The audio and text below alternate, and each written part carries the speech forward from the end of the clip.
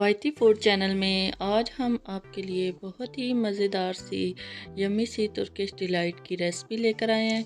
Video को and तक ज़रूर देखें। तुर्किश डिलाइट बनाने के लिए स्टेप बाय स्टेप आप इस रेसिपी को फॉलो करेंगे तो इंशाल्लाह आप भी परफेक्ट तुर्किश डिलाइट बना लेंगे। कोई मुश्किल काम नहीं है इस रेसिपी को बनाना।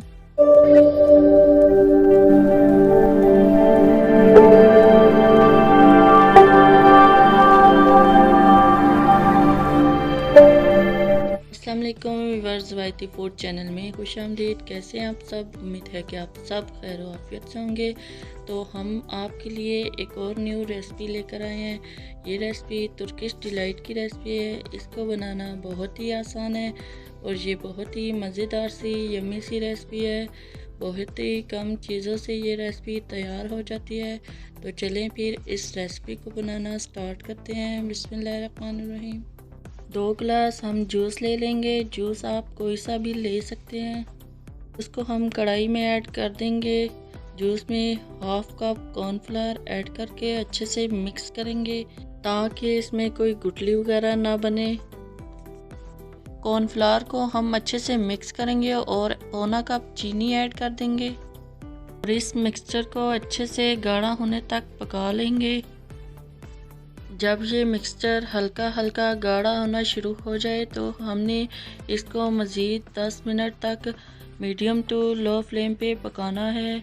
मिक्सचर को आप देख सकते हैं गाढ़ा होना शुरू हो गया है।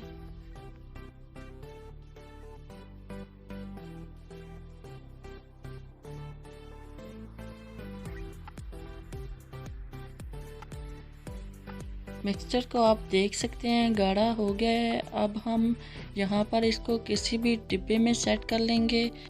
डिब्बे में थोड़ा सा पानी डालकर इसको गीला कर लेंगे ताकि ये मिक्सचर इसमें चिपके ना।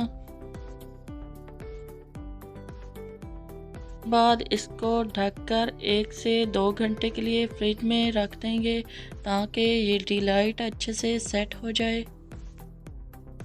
यहाँ तुर्किश डिलाइट आप चेक कर सकते हैं बहुत अच्छे से तैयार हो चुका है। अब हम इसको नारियल के बुरादे के ऊपर निकाल लेंगे। प्लेट में हमने नारियल का बुरादा लिया था, पिसा हुआ नारियल। अब इसको कट कर लेंगे। एक और लेयर इसके ऊपर भी नारियल के बुरादे की लगा देंगे। इस डिलाइट को चाकू या छुरी की मदद से कट कर लेंगे।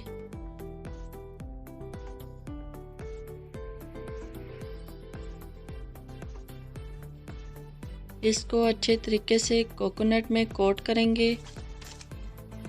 देखें, वाओ, मज़ेदार यम्मी सी तुर्किश डिलाइट की रेसिपी तैयार है।